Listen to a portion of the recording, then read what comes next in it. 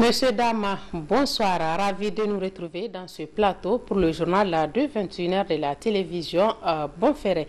Cela dit, ce dimanche 28 juillet 2024, le monde entier célébrera la journée mondiale de lutte contre les hépatites. À cette occasion, le ministre en charge de la santé publique, de la population et de l'action sociale a livré un message. Le résumé de son message avec Suleiman Ousmane. Organisé tous les 28 juillet à l'initiative de l'Organisation mondiale de la santé OMS, la journée mondiale de lutte contre les hépatites est destinée à faire connaître les différentes formes de cette maladie, à sensibiliser et à rappeler les mesures de prévention pour lutter contre ce fléau mondial. À cette occasion, le ministre de la Santé publique a livré un message dans ce sens. Demain, 28 juillet 2024, à l'instar de la communauté internationale, le Niger célébrera la 14e journée mondiale de lutte contre les hépatites virales. L'hépatite virale est une maladie du foie causée par des virus. Selon le rapport de l'OMS publié en 2024, le nombre de morts imputables à cette maladie est en augmentation avec 1,3 million de décès notifiés en 2022, soit 3500 décès par jour, dont 83% étaient liés à l'hépatite virale B et 17% à l'hépatite C. L'hépatite virale chronique B touche 254 millions de personnes à travers le monde. On dénombre 1,2 million de nouvelles infections chaque année. Quant à l'hépatite virale C, elle touche près d'1 million de personnes. Les hépatites virales représentent un problème majeur de santé publique dans le monde, avec environ 325 millions de personnes atteintes d'infections chroniques et plus d'1 million de décès chaque année. L'hépatite virale B est un problème de santé publique au Niger. En décembre 2022, une étude pilote de séroprévalence de l'hépatite virale B faite chez les femmes enceintes a retrouvé une prévalence moyenne nationale de 6,81%. En outre, au mois de mai 2024, selon le rapport du Programme national de lutte contre le sida et les hépatites, 118 nouvelles infections chroniques dues à l'hépatite B ont été recensées dans les sites de prise en charge, avec 277 porteurs chroniques de l'hépatite virale B suivis dans le même mois. Ainsi, le faible niveau de dépistage de la vaccination et du traitement des porteurs chroniques constitue un facteur aggravant de l'hépatite virale B au Niger. Mesdames et messieurs, cette maladie, cette année, le thème de la journée mondiale de lutte contre les hépatites virales est « Il est temps pour l'action »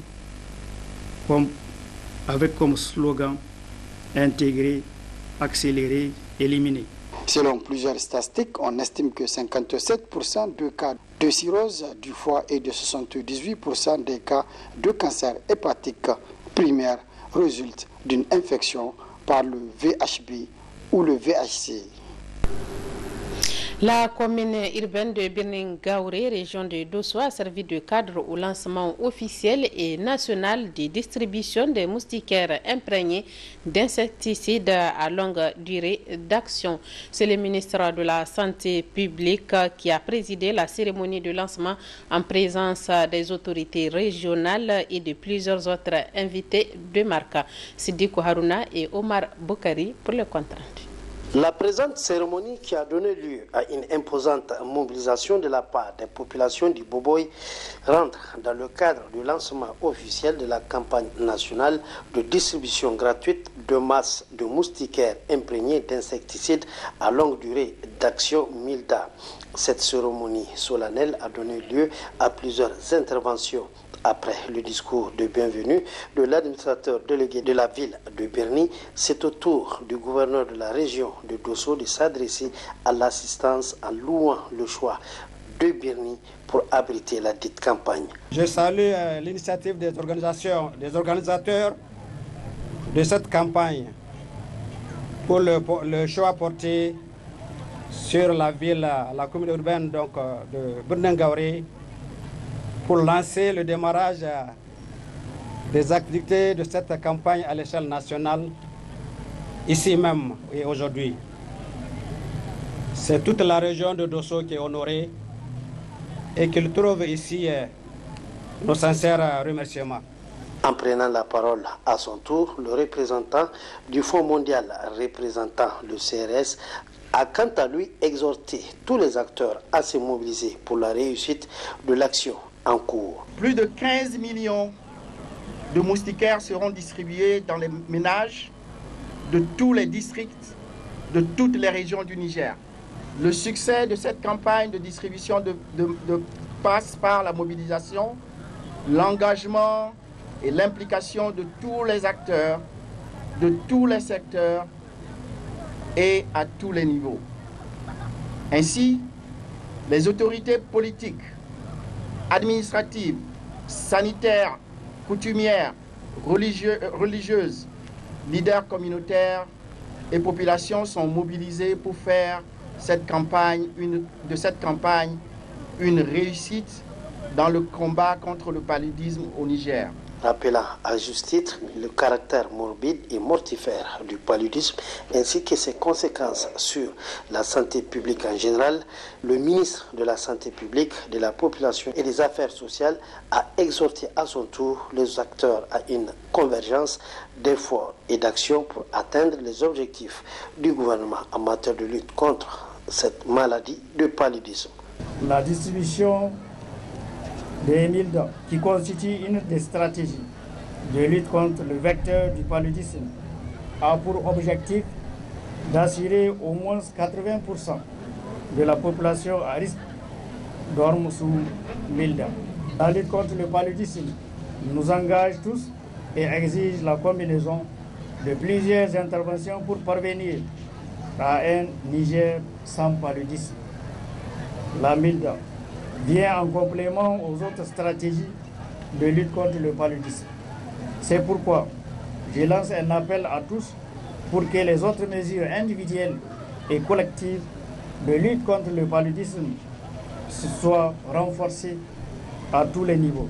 Plusieurs autres messages allant dans le sens de compléter cette campagne de lutte contre le palu ont été délivrés. Les différents intervenants ont d'abord souhaité voir tous les moustiquaires parvenir à leur légitime destinataire avant de demander à ces derniers de ne pas négliger les autres gestes de prévention, notamment en ce qui concerne la garantie de la propriété de leurs environnements immédiats et en privilégiant aussi la méthode de la chimiothérapie. Le ministre en charge de l'agriculture et de l'élevage a animé un point de presse en début de semaine. Il s'agit pour le ministre de décliner les missions assignées à son département ministériel dans le domaine agricole pour faire face à l'insécurité alimentaire au Niger. Mohamed Alpha et Ibrahim Ousmane pour le compte rendu. Décortiquer les missions du ministère en charge de l'agriculture et de l'élevage, c'est le mobile de la rencontre d'échange de ce mardi 23 juillet 2024 avec les acteurs du secteur agricole et la presse nationale. Plusieurs activités pointent à l'horizon pour répondre aux attentes des Nigériens en ce moment difficile que traverse le Niger. C'était développer un programme prioritaire de transformation du potentiel agro-pastoral conformément aux objectifs de souveraineté alimentaire et de développement, tenant compte notamment des spécificités régionales, des expériences passées et de l'évolution du contexte économique et socio-économique, socio-politique. Deuxièmement, développer une approche spécifique de promotion de cultures de rente et de produits d'élevage en lien avec l'évolution des marchés nationaux, régionaux et internationaux. Troisièmement, mettre en œuvre un programme de valorisation des terres récupérées, de mobilisation de l'eau et de promotion des infrastructures nécessaires pour la promotion agro-pastorale. L'irrigation est un facteur indispensable pour une agriculture économiquement rentable, raison pour laquelle le ministre de l'Agriculture et de l'Élevage a invité l'ensemble des acteurs et la jeunesse à s'investir pour retrouver l'autonomisation alimentaire. Développer des initiatives visant à promouvoir une agriculture orientée vers le marché, en diversifiant les cultures à haute valeur commerciale et nutritionnelle, promouvoir également des outils innovants et adaptés au financement du secteur agropastoral, initier des actions de sensibilisation et d'information de communautés locales sur les enjeux de la souveraineté alimentaire et l'importance de soutenir les filières locales et enfin mettre en place un cadre approprié de mesures de résultats et d'appréciation de la performance des actions du ministère. Mohamed Al-Haj Ousmane a salué la résilience des Nigériens tout en affirmant que toutes les dispositions nécessaires seront prises pour un développement optimal en cette ère de changement climatique. Il faut mettre tous ces Nigériens au travail. Cette jeunesse qui avait abandonné la terre pour se trouver en train de... Le Niger est connu comme un pays aujourd'hui. À un moment, vous avez suivi avec nous un pays de mendicité. C'est des mendiants contre nous. Non, nous avons tout. Vous avez suivi, le chef de l'État l'a dit. Nous avons transformé nos potentiels, nos ressources minières et pétrolières pour financer notre sécurité, pour avoir notre indépendance et notre souveraineté alimentaire. Nous avons vu combien ça a été difficile. Mais il y a quelque chose que les gens ont oublié, la résilience du peuple nigérien.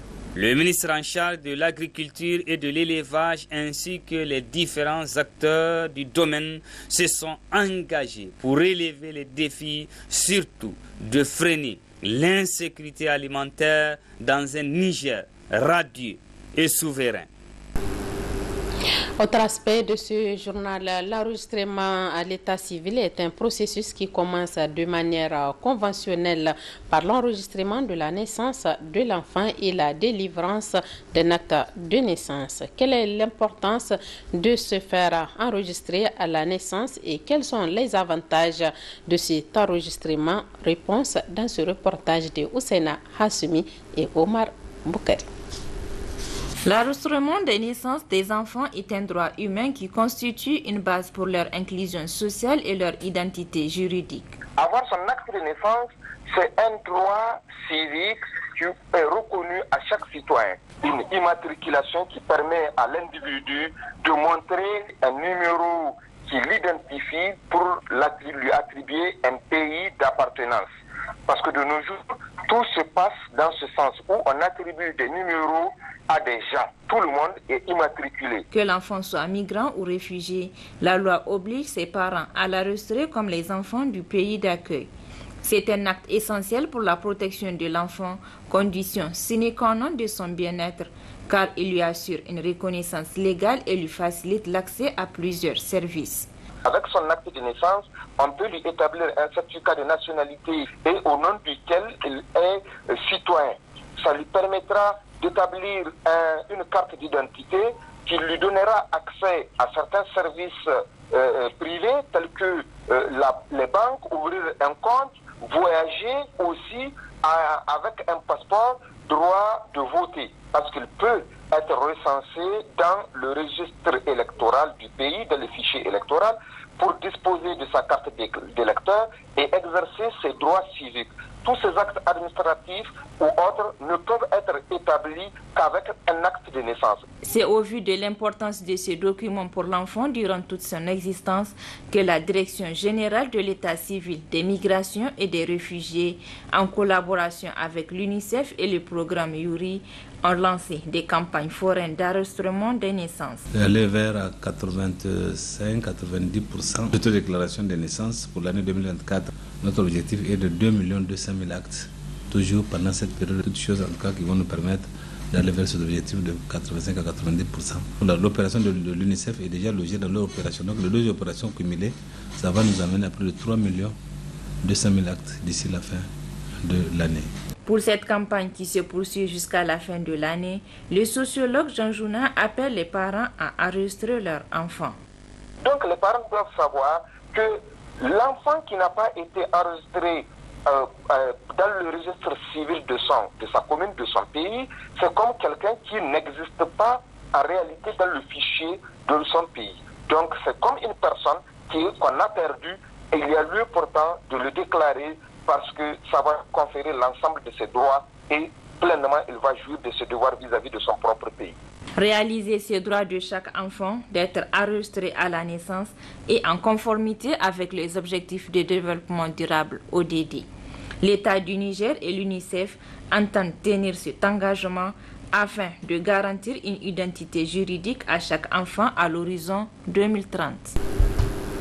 Dans le cadre de la célébration de l'an 1 de l'avènement du Conseil national pour la sauvegarde de la patrie au pouvoir, la population du département d'Agué, région de Maradi, et celle de la commune de Tchadoua n'ont pas resté à la marge. Elles ont organisé une série d'activités pour marquer la journée du 26 juillet. Mohamed Alpha et Ibrahim Amadou pour les détails. Plusieurs activités socio-culturelles, prières collectives et kounout ont été organisées dans le département d'Agué et la commune de Tchadoua sous l'égide de l'officier de police Hawassani et de l'administratrice déléguée de Tchadoua, Rabi Bagaya. Une façon de célébrer les 1 an au pouvoir du CNSP. De prime abord, c'est une séance de donation de sang en vue de sauver des vies en cette ère de souveraineté du Niger. Aujourd'hui, on sait bien que la santé n'a pas de prix. Mais donner du sang fait partie du monde humanitaire, à l'endroit duquel on peut aider son prochain pour une vie, bien que c'est Dieu Tout-Puissant qui la donne, mais on peut soulager et puis accorder un sens d'humanité à notre cher humain. Et pour cet anniversaire, le département d'Agué a décidé de faire plein d'activités. Et ça, c'est la première qui est un don de sang qui fait partie de toutes les couches composantes quand même du département. Dans la commune de Tchadoua, c'est une prière collective suivie de kounout qui a été initiée pour un Niger uni, prospère et souverain. L'administratrice déléguée Rabi Bagaya a appelé la population de son entité à plus de résilience pour accompagner le CNSP qui ne cesse d'apporter des efforts pour le développement socio-économique du pays. C'est le lieu d'adresser mes sincères remerciements au président du CNSP, le général de brigade Abdourahmane Tiani, pour ses efforts inlassables apportés à nos populations. En témoigne la vente à prix modéré des céréales, l'aliment bétail, la réduction des prix à la pompe des hydrocarbures et bien d'autres. Cette forte mobilisation de la population d'Agué et celle de la commune de Tchadoua est de commémorer l'an 1 du CNSP, surtout de motiver et encourager les hommes, les femmes et les jeunes à s'investir davantage pour l'honneur de la patrie. Depuis cet après-midi à l'arène des Jeux traditionnels de Niamey du tournoi national de lutte traditionnelle organisé dans le cadre de la semaine culturelle en marge des festivités de l'an 1 du Conseil national pour la sauvegarde de la patrie CNSP au pouvoir. À cette occasion, 16 lutteurs en région de 2 par région prennent part à cette première édition. Abdelaziz Mahamadou et Abdelaziz Jibrila pour les détails. Ce tournoi national de lutte traditionnelle s'inscrit dans le cadre des festivités de la semaine culturelle Sonkassa la Boubak Sinei. Il coïncide aussi à l'an 1 de l'avènement du CNSP au pouvoir. À cette occasion, 16 lutteurs en raison de 2 par région se sont retrouvés à l'arène de lutte traditionnelle de Niamey pour les 8e de finale. À l'issue des combats de cette première journée, Ousmane Hassan, 10 janvier de Tilaberi, écarte de la course le vice-champion national Mati Souley de Maradi. Mansour Issa de Difa, lui, a terrassé Mustafa Altinin de la région de Tawa. Kadri Abdou alias Isaka de Dosso a eu raison de Ayouba Hassan de la région d'Agadez.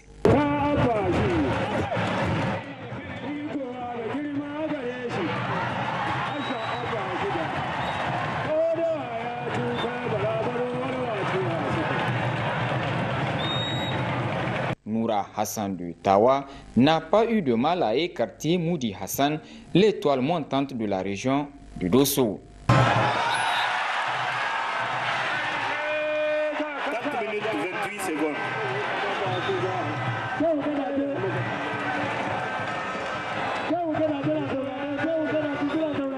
Sabo Abdoulaye, l'expérimenté de la capitale Niamey, et tombeur de Lawali Ibrahim de la région de Difa. 4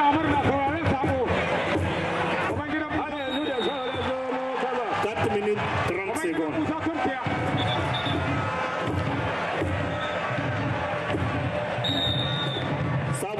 Abdurrachid Yakouba de Niamey passe aussi devant le Scorpion Sani Abou de Maradi.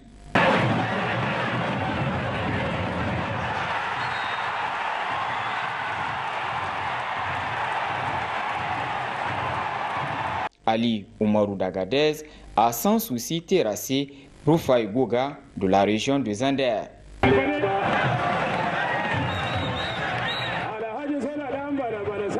Rabé Oumarou d'Agadez et Halirou Aminou de la région de Tilaberi, tous écartés après leur combat nul à l'issue des deux temps de 2 fois 5 minutes. Sont ainsi qualifiés pour les quarts de finale Ousmane Hassan 10 janvier de Tilaberi, Mansour Issa de Difa, Kadri Abdou alias Isaka de Dosso, Noura Hassan de Tawa, Sabo Abdoulaye et Abdurrachid Yakouba de Niamey et Ali Oumarou de la région d'Agadez. Sport toujours, le directeur général de Niger Post a officiellement lancé cet après-midi sur le terrain de l'école Yantala la 32e édition du tournoi des grandes vacances TGV Yantala. Au total, 16 équipes prennent part à l'édition 2024 après les tours préliminaires qui ont permis d'éliminer certaines équipes. Abdelaziz Mamadou et Abdoulaye Seydou pour le compte rendu. Après les tours préliminaires, place à présent à la 32e édition proprement dite du tournoi des grandes vacances du quartier Yantala. Cette année encore, comme lors des précédentes éditions, le sponsor officiel qu'est Niger Post est de la partie. Son directeur général explique ce choix. Nous sommes vraiment contents, nous sommes fiers de ce tournoi parce que pour nous, c'est l'occasion de prôner nos valeurs. C'est-à-dire tout ce qui est engagement communautaire, tout ce qui est esprit d'équipe, ça fait partie de nos valeurs. Et puis, c'est là la stratégie de plus hautes autorités. Aujourd'hui, c'est des facteurs pour la cohésion sociale. C'est vraiment un sentiment de fierté, comme je l'ai dit. Et donc là, c'est vraiment pour moi toujours l'occasion maintenant d'encourager de telles initiatives. En fait, c'est la communication et il faut peut-être amener un peu la communication au-delà des cadres actuels pour vraiment expliquer un peu l'importance de telles occasions. Le président du comité d'organisation de ce grand TGV de la capitale nigérienne est encore revenu sur les innovations de l'édition 2024 et les retouches techniques apportées dans l'organisation de cette fête footballistique. C'est toujours un sentiment de joie de relever le défi, de créer le cadre pour pérenniser ce grand événement qui permet tout ce rassemblement de jeunes et qui fait en sorte qu'au-delà de la pérennisation, il y a des jeunes talents qui viennent se faire détecter. Donc cette année, nous avons opté pour la continuation en créant le cadre, je disais tantôt, pour que le TGV Yantala, qui est le plus grand, se joue et que dans la mesure du possible, comment élargir pour que vraiment nous soyons en mesure de relever le défi une fois de plus. Tout compte fait, nous sommes déjà satisfaits parce que c'est déjà un sentiment de fierté et de joie qui nous anime. Je remercie, vous avez vu ce qu'il y a derrière nous et Inch'Allah, c'est vrai qu'il y a beaucoup qui sont là par reconnaissance, mais c'est vrai que les quelques-uns qui ont accepté de mettre la main dans la pâte nous permettra vraiment d'honorer nos engagements et de bien relever le défi, surtout sur le plan communicationnel, parce que vous n'êtes pas sans savoir que depuis 2011 qu'on a récupéré le daron du TGV au Niger, nous avons révolutionné ce concept TGV en amenant une bonne touche communicationnelle. Aujourd'hui, vous avez vu les histoires de parrainage, les histoires de sponsoring et tout ce qui s'ensuit. C'est pourquoi à partir de 2011, on a changé de paradigme en parlant de TGV et sponsor au lieu de TGV et association. Et Dieu merci, ceci nous permet une fois de plus de joindre les deux bouts. C'est donc parti pour un bon mois de compétition où les 16 équipes reparties en 4 groupes de 4 équipes vont jouer des matchs de groupe avant la deuxième phase du tournoi qui consiste à une élimination directe jusqu'à la grande finale de cette 32e édition du tournoi des grandes vacances du quartier Yantala. C'est la fin de ce journal. Merci de nous avoir suivis. La suite de nos programmes avec la rediffusion de votre rubrique Actu sur le web. Présentation Aminata Yaya Mega et Palima Brema. Très bonne réception.